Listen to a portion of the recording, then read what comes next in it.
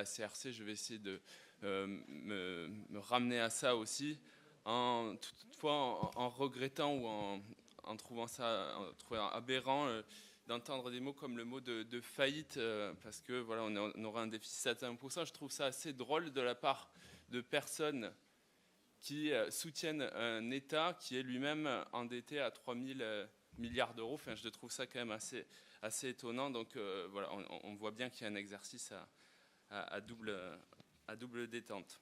En tout cas, sur l'avis de la CRC et sur le bilan que l'on doit en tirer, je pense que, ça a été dit d'ailleurs par plusieurs de mes collègues, il y a des éléments effectivement d'autocritique à effectuer, qui sont d'ailleurs bien pointés du doigt par la CRC, je vais le faire.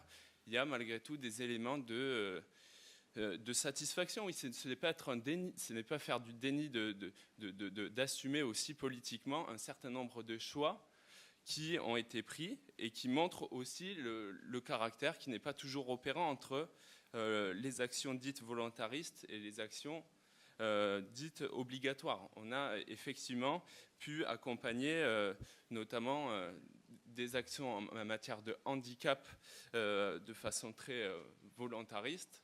Et on ne le regrette pas, de même que nous assumons notre soutien aux agriculteurs, agricultrices bio, qui permettent aux Girondins de mieux manger, et donc in fine d'être en meilleure santé, ce qui est une compétence obligatoire du département. C'est la même logique sur la sécurité sociale de l'alimentation, qui permet de lutter contre la précarité, qui est là aussi une compétence clé du département. Donc on voit bien qu'on a agi avec ce cap-là, qui était d'agir pour les compétences obligatoires du département. Pour autant, effectivement, il faut regarder la réalité en face et on reconnaît nos erreurs. Ça a été dit d'ailleurs même par plusieurs de mes collègues. La première chose, effectivement, c'est la question de la réactivité, puisque ça a été dit plusieurs fois. Nous aurions certes pu agir plus vite face à la baisse de nos recettes depuis 2023. Il faut quand même rappeler, le président l'a dit et je le redis, que nous avons opéré entre 40 et 50 millions d'économies déjà l'année dernière, ce qui est un effort considérable. Et oui, nous assumons aussi d'être à l'écoute du tissu associatif, de nos partenaires, notamment en matière des solidarités, et d'avoir fait en sorte de graduer l'effort au maximum en les écoutant et en prenant en compte aussi les possibilités qui s'offraient à nous. Donc ça, c'est la première chose. La deuxième, c'est que oui, nous aurions certainement pu éviter certaines subventions, certains projets. Laure a commencé à l'évoquer, notamment des projets d'infrastructures routières que l'on a pu avec notre groupe auquel on a pu s'opposer. On avait d'ailleurs fait dans ce cadre-là une série de propositions qui s'appelait les économies écologiques et où la question du braquet à changer sur les infrastructures routières était présentée. Mais ne nous y trompons pas, ces mesures n'auraient pas permis de compenser le décrochage brutal de nos recettes et nous ne devons pas rougir d'avoir fait le choix d'accompagner, je le redis, le plus graduellement possible les changements de fond dans la vie de nos partenaires. Le rapport évoque aussi un point de méthode et là aussi c'est un élément, donc vous voyez ça fait 3 éléments d'autocritique que l'on fait, des dysfonctionnements dans le suivi budgétaire. Et là aussi, on regarde les choses en face. Ça a été dit par mes collègues. On a là demandé, c'est vrai avec le groupe écologiste, mais c'est vrai d'autres élus de la majorité, à ce qu'il y ait de meilleurs outils de pilotage.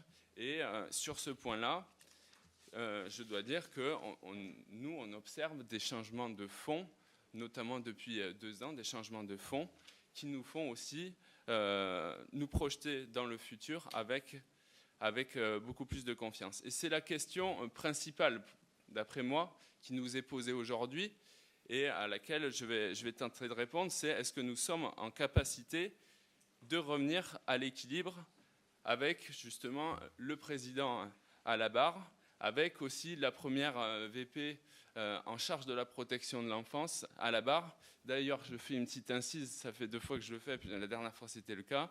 Quand vous dites vous êtes bien sympathique, excusez-moi, je ne suis pas sûr que vous vous adresseriez comme ça à un homme. Et j'en ai un peu marre aussi de ces formulations qui sont systématiquement adressées. La dernière fois c'était à Corinne Martinez, cette fois-ci c'est à Céline Guery. Il y en a marre de prendre les femmes comme vous le faites. Non, non, non, mais ça, c'est le b.a.-ba, honnêtement, du dialogue avec les femmes. Mais franchement, et c'est honteux que vous ne le reconnaissiez pas, franchement. Hein. Alors, écoutez, je reprends ma question qui est de savoir si nous sommes en capacité de revenir à l'équilibre, donc avec le président à la barre, avec la première VP. Et moi, ma réponse est de dire oui. Oui, parce que justement, des efforts ont été faits en matière de pilotage, de méthode, des efforts profonds. On l'a dit, on l'a souligné. On a une nouvelle aussi équipe de direction, la direction générale des services qui fait un gros travail, une direction des solidarités, de l'autonomie qui fait un gros travail, des services qui sont à l'écoute, qui ont complètement pris conscience aussi de la situation économique dans laquelle on est. Et je tiens vraiment à les remercier parce que ce travail est un travail d'ampleur, de fond, et qui demande des changements. On est sur une grosse maison, on l'a dit tout à l'heure, on est sur des changements qui ne se font pas du jour au lendemain.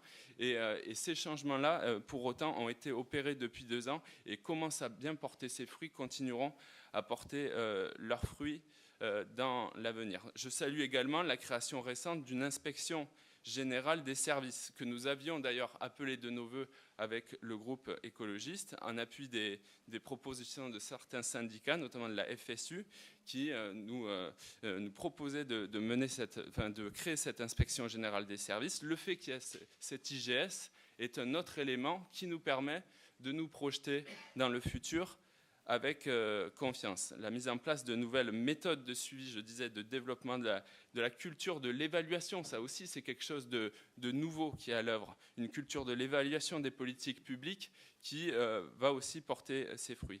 Et puis, 3e point qui est certainement le plus important du rapport, là j'en reviens aussi au rapport de la Chambre régionale des comptes, c'est l'ampleur de la tâche qui nous attend. C'est vrai que les mesures décrites dans le plan sont lourdes, vont nous obliger à des efforts collectifs sans précédent, mais je le dis, oui, ça sera dur, mais oui, nous allons le faire avec l'accompagnement de la CRC que nous avons sollicité, qui a su répondre favorablement à cette proposition inédite. Nous continuerons de chercher justement ces espaces budgétaires qui vont nous permettre d'agir pour l'intérêt général, pour la transition écologique, pour défendre nos valeurs, à la hauteur de ce que nous sommes en capacité de faire, c'est-à-dire avec aussi le déficit à résorber.